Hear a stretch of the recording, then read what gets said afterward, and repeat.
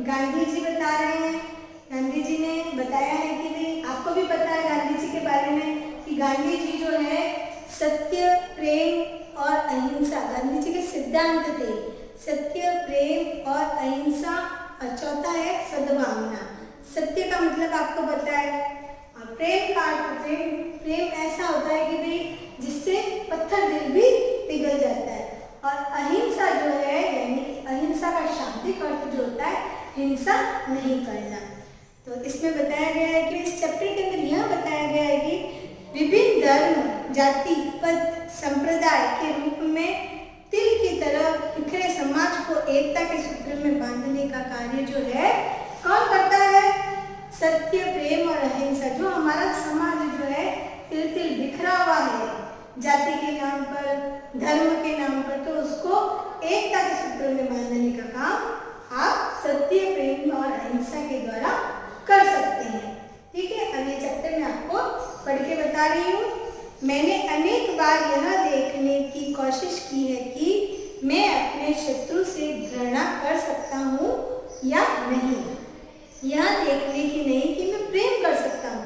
गांधी जी बता रहे हैं कि भाई मैंने यह कई बार देखने की कोशिश की है कि मैं अपने शत्रु से नफरत कर सकता हूँ या नहीं कर सकता। यह देखने की नहीं कि मैं प्रेम कर सकता हूँ। यह देखने की कोशिश नहीं कर सकती है कि मैं प्रेम करता हूँ। यह देखने की कोशिश की कि मैं किसी से नफरत कर सकता हूँ या नहीं कर सकता। यहाँ पर घृणा आया है, इसका अर्थ होता है नफरत, यानी कि नफरत कर सकता हूँ या नहीं कर सकता। मुझे ईमानदारी किंतु पूरी नम्रता के साथ करना चाहिए कि मुझे नहीं ज्ञात हुआ कि मैं उससे घृणा कर सकता हूँ। मुझे यह याद नहीं आता कि कभी किसी भी मनुष्य के प्रति मेरे मन में तिरस्कार उत्पन्न हुआ। ये बता रहे हैं कि भाई मुझे यह कभी भी याद नहीं आया कि किसी भी मनुष्य के प्रति मेरे मन में तिरस्कार, क्या है? तिरस्कार उत्पन्न हुआ। तिरस्कार का मतलब होता है अपमान। क्या होता है? अपमान। यानी कि ये बता रहे हैं कि भाई मुझे यह कभी भी याद नहीं आया कि भाई मेरे मन में किसी मनुष्य के प्रति अपमान उत्पन्न हुआ हो। मैं नहीं समझ सकता कि यह स्थिति मुझ में किस तरह प्राप्त हुई, परंतु आपसे कहता हूँ कि जीवन भर में इसी का आचरण करता आया। यानी कि गांधी जी बता रहे हैं कि भाई ऐसी जो स्थिति है, कैसी कि भाई इनके मन में किसी के प्रति ना तो घृणा है ना तिरस्कार है, ये सिर्फ ईमानदारी, इनके मन में सिर्फ ईमानदारी के भाव जो है। तो ये ऐसे बता रहे हैं कि भाई ऐसी स्थिति इनमें किस प्रकार आई। ये बता रहे हैं ऐसी स्थिति किस प्रकार आई ये नहीं जानते, बट ये ऐसा चाहते हैं कि भाई जीवन भर इसी का आचरण ये बोलते करता आया हूँ। यानी कि मैं जीवन भर ऐसा ही आचरण करता आया हूँ। कैसा? ना तो किसी के साथ घृणा करना, ना किसी के लिए अपमान। अब आगे वाला देखो, बंधुत्व का अर्थ यह नहीं कि जो आपके भाई बहन, यहाँ पे आया बंधुत्व। बंधुत्व का अर्थ होता है जो भाईचारा, आप समझते हो। बंधुत्व का अर्थ यह नहीं कि जो आपके भाई बने, जो आपको चाहे, आप भी उन्हीं के भाई बने। यानी कि ये कहते हैं कि बंधुत्व का अर्थ यह नहीं है कि आप जिसके भाई बने, जो आपको चाहे, आप भी उन्हीं के भाई बने। यानी कि आप जिससे प्रेम करते हैं, आपका जो सहारा बने, तो आप उसके भाई हो, वो आपके भाई है, आप दोनों भाई बने। तो ये नहीं होता है। इनके कहने का मतलब है यह तो सौदा हुआ, यानी कि आप एक दूसरे पे, तो ये तो सौदा हुआ।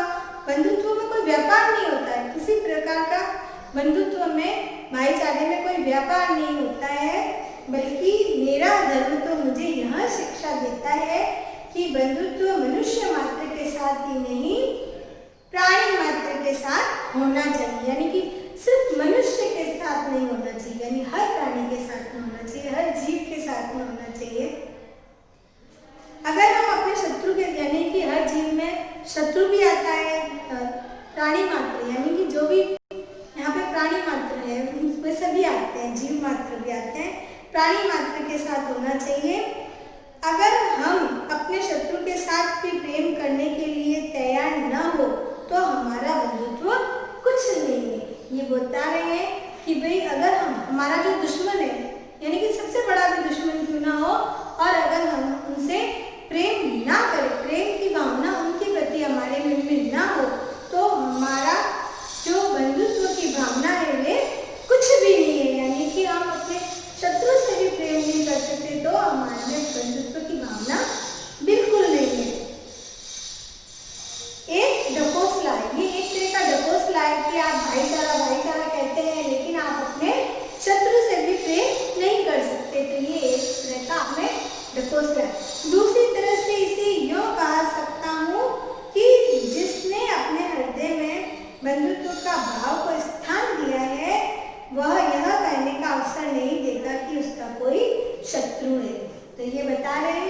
कि भाई जिसने भी अपने हृदय में बंधुत्व का भाव यानी कि भाईचारे का भाव, दया, हर एक मनुष्य के प्रति भाईचारे का भाव, हर एक प्राणी मात्र के प्रति भाईचारे का भाव अगर स्थान दिया है अपने हृदय में, तो वह कभी यह कहने का अवसर, वह ऐसा कभी नहीं कहेगा, ऐसा कभी कहने का मौका नहीं देगा कि भाई वह शख्स जो है या वह व्यक्ति जो है मेरा शत्रु है।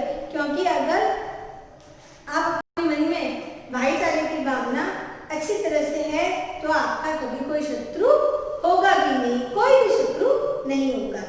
प्रश्न यह होता है कि जो हमें अपना शत्रु समझते हैं उनके साथ प्रेम किस तरह करें। अब इसमें यह अब आप पहले वाले पैराग्राफ में बताया है कि भाई शत्रु के लिए भी आपके मन में प्रेम होना चाहिए, और अब बताया है कि प्रश्न ये उठता है इसी को लेकर कि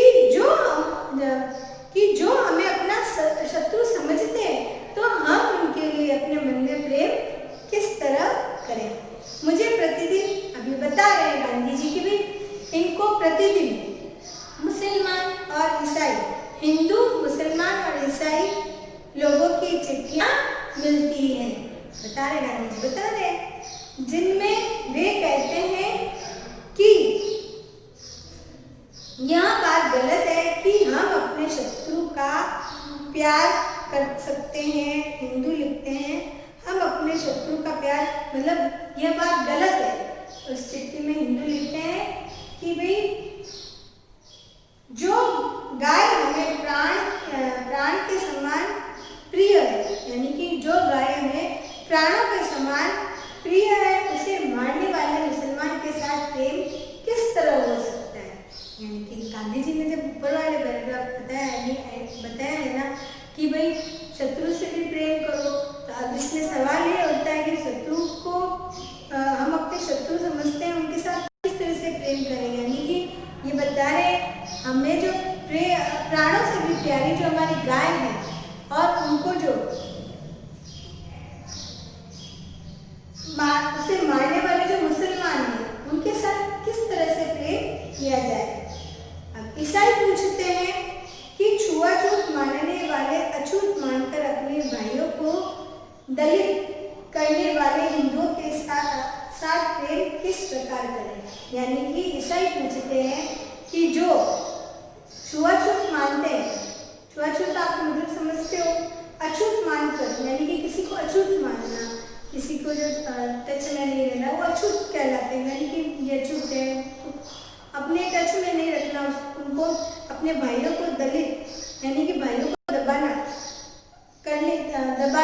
किसी को किसी भी बात पे उनको दबाने की कोशिश करने वाले हिंदुओं के साथ प्रेम किस प्रकार किया जाए। ईसाई लिखते हैं कि भाई हिंदुओं से किस तरह प्रेम करें, क्योंकि ये जो है अपने ही भाइयों को दबाते हैं और अछूत मानते हैं, तो इनसे प्रेम किस प्रकार करें। और मुसलमान लेखक पूछता है कि भूत परस्त के साथ मोहब्बत कैसे की जा सकती है। यानी कि भूत परस्त जो मूर्ति की पूजा करता है उसके साथ प्रेम कैसे किया जा सकता है। यानी कि सब अपनी अपनी बात रखते हैं कि भाई हम उनके साथ प्रेम कैसे करें, उनके साथ भाईचारे की भावना कैसे रखें, सब एक दूसरे के ऊपर। तीनों से मेरा यह कहना है कि आपका बंधुत्व बेकार है। अगर आप अपने पत्र में वर्णित लोगों को नहीं चाह सकते, इस तिरस्कार भाव का अर्थ क्या है। यानी कि ये बता रहे हैं कि अगर आप अपने पत्र में वर्णित लोगों को नहीं चाह सकते, इस तिरस्कार भाव का अर्थ क्या है। इसके मूल में या तो भय है या असहिष्णुता है। असहिष्णुता का मतलब है असहनशीलता। अगर हम सब एक ईश्वर की संतान हैं तो एक दूसरे से क्यों डरे, हम एक दूसरे से क्यों डरे, क्योंकि अगर हम एक ही ईश्वर की संतान हैं, हम अपने से भिन्न मत रखने वाले से द्वेष क्यों करें। यानी कि जो हमसे अलग मत रखता है तो हम उससे द्वेष यानी बैर, हम उससे बैर क्यों रखें। लेकिन जिस कृत्य से हम घृणा करते हैं, यानी कि जिस घृणा करते हैं, क्या दूसरे को उसे करने दें? मेरा बंधुत्व उत्तर देता है हाँ। इसमें इतनी बात और जोड़ता हूँ कि आप अपनी बलि चढ़ा दीजिए अगर आप अपनी प्रिय वस्तु की रक्षा करना चाहते हैं तो बिना किसी पर हाथ उठाए उसके लिए मर जाइए। मुझे ऐसी घटनाओं का अनुभव है। गांधी जी बता रहे हैं कि ऐसी कई घटना जिनका मुझे अनुभव है। ये बता रहे हैं कि भाई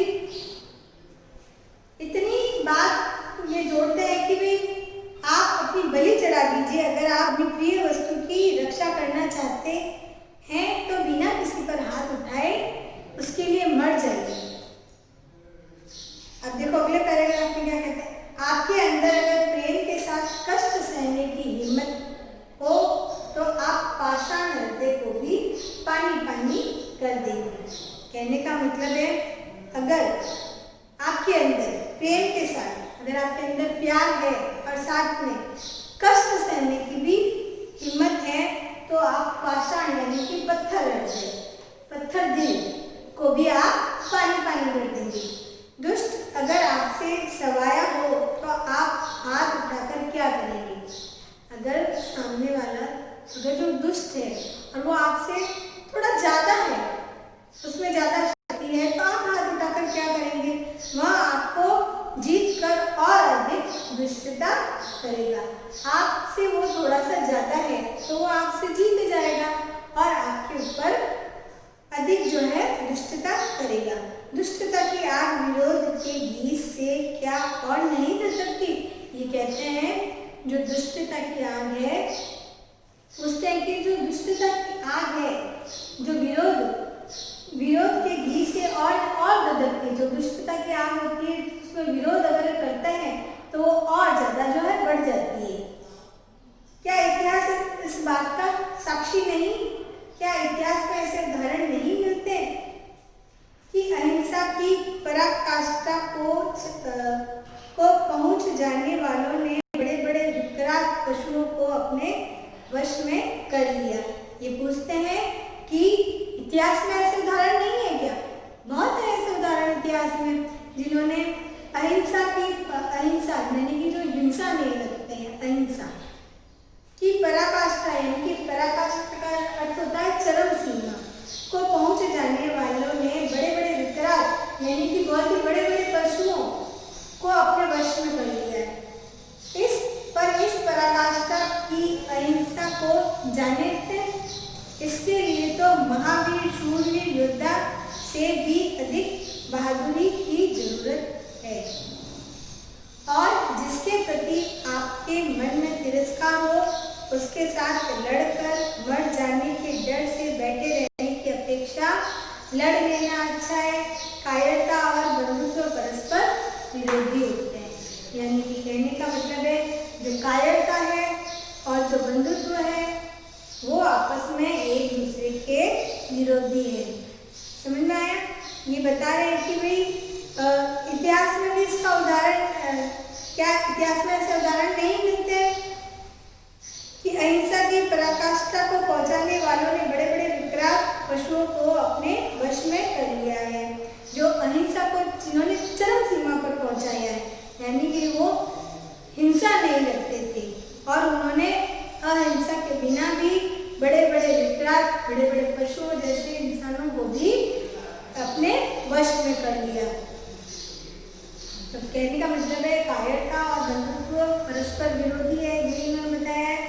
उसके साथ लड़कर मर जाने के डर से बैठे रहने की अपेक्षा लड़ लेना अच्छा है। अब आगे वाले पैराग्राफ में देखो, यूरोप और भारत के कितने ही बड़े बड़े लेखक कहते हैं कि मनुष्य जाति बैर रहित हो जाए। ये बता रहे हैं यूरोप और भारत के जो बड़े बड़े लेखक हैं वे भी कहते हैं कि मनुष्य जो है बैर रहित हो जाए। बैर का मतलब समझते हैं जब दुश्मनी होती है तो बिना दुश्मनी के किसी में दुश्मनी ना हो, मनुष्य जाति में आपस में दुश्मनी ना हो। ऐसा समय कभी नहीं आ सकता और ऐसा समय कभी नहीं आ सकता। इसी बात पर मेरा विवाद है। मैं तो उनसे यह कहता हूँ कि जब तक मनुष्य बैर रहित नहीं होता तब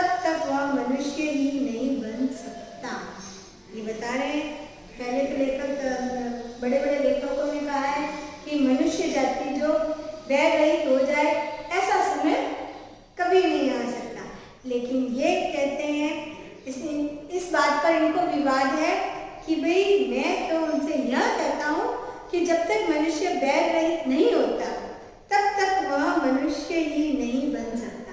जब तक मनुष्य में बिना बैर के अगर मनुष्य हो जाए, यानी बिना दुश्मनी के अगर मनुष्य जाति हो जाए, तो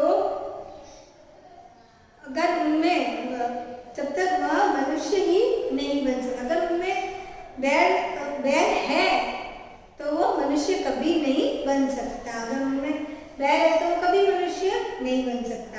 हम चाहे या न चाहे हमें इसी रास्ते जाना होगा। आज मैं आपसे यह कहने आया हूँ कि लाचार होकर इस रास्ते जाने की अपेक्षा हम स्वेच्छा से इस रास्ते को क्यों नहीं अपनाते। कौन सा रास्ता? जिसमें दुश्मनी ना हो।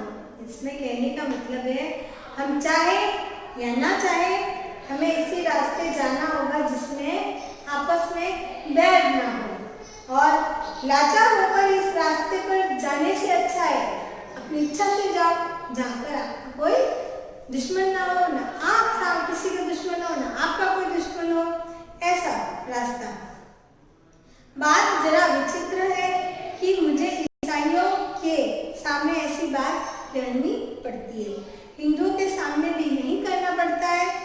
कितने ही ईसाई मुझसे कहते हैं कि ईसा का निर्भरता का उद्देश्य उनके केवल 12 शिष्यों के लिए था। ये कहते हैं कि कितने ही ईसाई उनसे कहते हैं कि भाई ईसा निर्भरता का उद्देश्य यानी कि बैर का अभाव होना चाहिए, उसमें बिना बैर के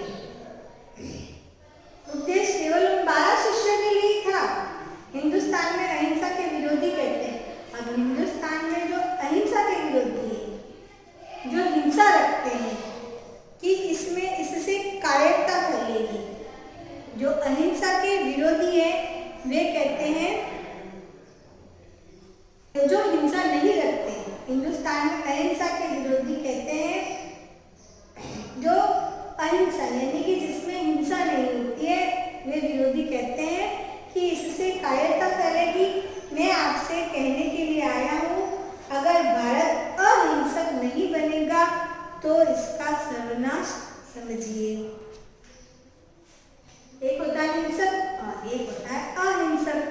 तो ये कहते हैं कि भाई अगर भारत अहिंसक नहीं बनेगा तो इसका सर्वनाश समझिए, दूसरी कौमों का भी नाश समझिए, यानी कि दूसरी जो जातियां हैं उनका भी नाश समझिए। भारत का एक बड़ा भूखंड है, अगर यह हिंसक हो गया तो दूसरों की तरह यह भी दुर्बलों पर जबरदस्ती करेगा।